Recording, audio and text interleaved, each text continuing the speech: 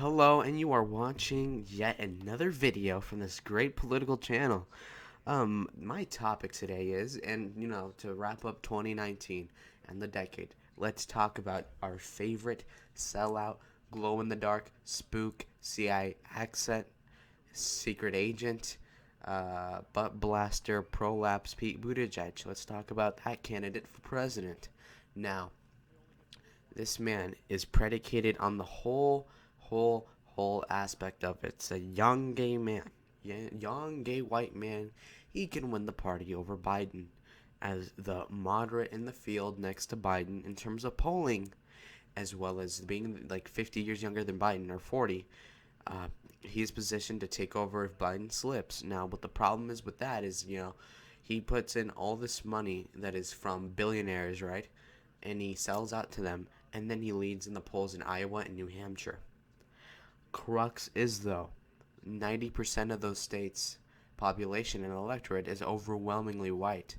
The problem with this is once you start heading down to South Carolina, where Biden is leading by double digits over Buttigieg, whereas in New Hampshire, Buttigieg, or before at least, was leading Biden by multiple points there. What we see here is that these black and these Hispanic voters in Nevada, as well as South Carolina, clearly do not approve of a sodomite nearly as much as these liberal white progressives do in the North. That is to just say, how is he going to beat Trump if he does not have the black vote? Without the black vote, the Democrat guaranteed loses. Now, I'm not going to say that Trump is going to win 50% or more of the black vote, but all he needs to do is increase that margin of 8% to maybe 12% and, lower the turnout of the blacks, seeing that the candidate that they're going to be voting for is gay. Now, if you look at demographics of the U.S., over 10% of the population being so that would be Hispanics, whites, Asians, or blacks especially. What you see is that the blacks have a lower acceptance for gays than whites. And by double digits, we're talking, a 20 to 40% difference depending on what community you do, as well as specifically in the South, where these people are homophobic, and they do not accept a gay, weak, small white male to be the next president. I mean, think about it. You had Barack Obama, the first black president, and then what do you get? A gay white guy.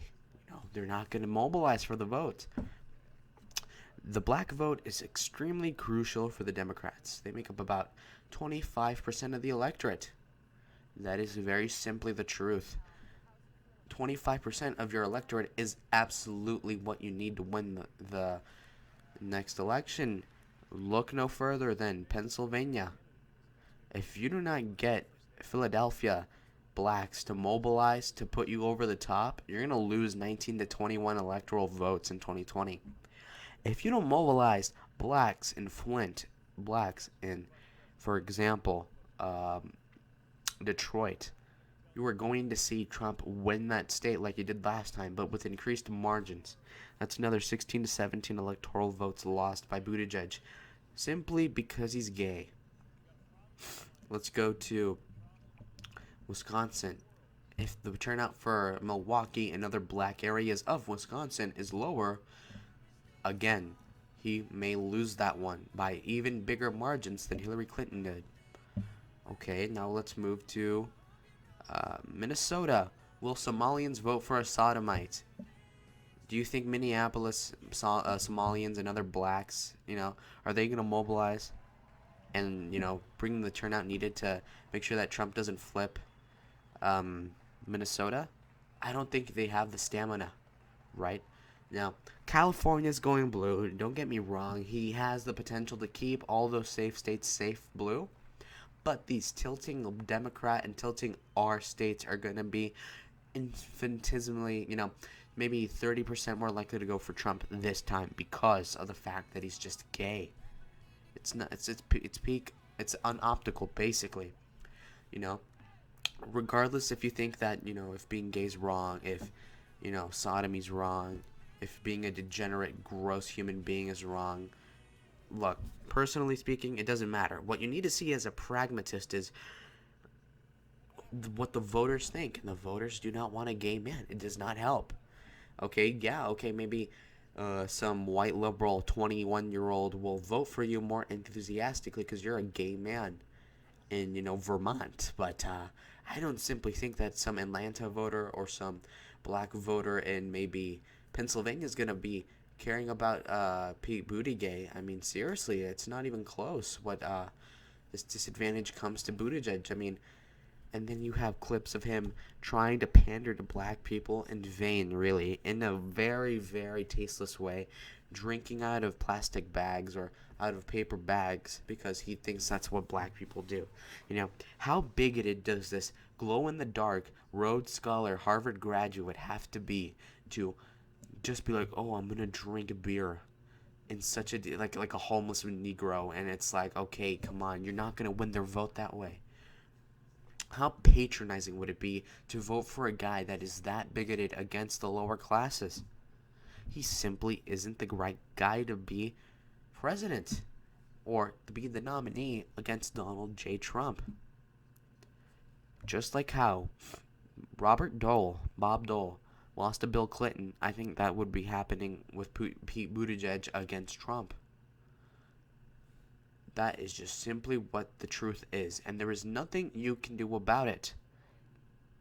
If you cannot survive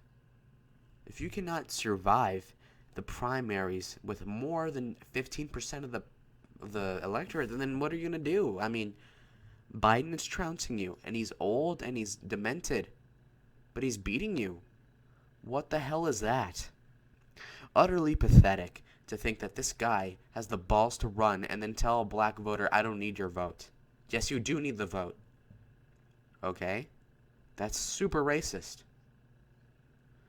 Pete Buttigieg would need every damn vote he could get. I mean, he's really going to lose if he goes against Trump. And not even the establishment is helping him really. I mean, yes, he is deep in, he's in the deep state and all that, but he still does not have that leverage over Biden, apparently. These black people are going to blindly support Biden exponentially more than he would ever. Look, exponentially more than what they would vote for Pete Buttigieg. I mean, really, we're gonna have the first man of the White House? Is that supposed to be some sick joke, right? People complain about a woman president. Okay, how about a gay one? Really? And then Pete Buttigieg goes, oh, well, I'm going to endorse Christianity, It's not Christian to be against abortion. It's not Christian to be against being gay. Yeah, okay. Okay, sodomite. Really? It is so simple. You cannot use the Bible against the evangelicals. He will not get that vote. That's what he's hoping to do so he can be president, or nominee at least, and it's not going to work. He'll come off as insincere, disingenuous, small, meager, facetious, narcissistic, sociopathic, a spook, a degenerate sodomite, distasteful, bigoted, racist, and he'll come off as an elitist. Where is the appeal for this guy? Where it counts. Will he win the Rust Belt? No, he won't. He's completely ostracized from Indiana. Mike Pence can't pull the lever. He's not going to win that state. Ohio, black turnout in Akron, and black turnout in Columbus and Cincinnati. Well, are they going to turn out for a gay guy? I don't think so. Where is your avenue to victory? I don't see one. He can outspend Biden. He can outraise Biden, and he'll still lose. You cannot ignore your main demographic here, your linchpin to the victory of the presidency on these tilt states in the Rust Belt. And he's an idiot for thinking that he can just skate by on the white vote. He will never do it, and he will never manipulate Christians to vote for him to be president. Trump would trounce this 5'7" manlet of a guy in a heartbeat. He's like Jeb Bush. He will not make it. He does not have the stamina. That's what I honestly believe. Now, comment down below if you think I'm right. I think I'm right. You can say, well, that's homophobic, that's bigoted. I don't care. That's the pragmatic approach to this. You have to look at what demographics like what, and what are you going to do to be president. I just do not see this man succeeding past the primary at all. Especially when he's being hunkered down and ankle bitten by the Michael Bloombergs of this race, or Amy Klobuchar, who's holding back the moderate vote, that are outraising him together combined. He's hopeless. He will never win. And God knows why he's still running when he has no chance to win the primary, let alone the full election. Thank you guys for watching. Please comment down below if you agree, and or your comments, likes, etc. Thank you for watching. Sincerely, I am out, guys.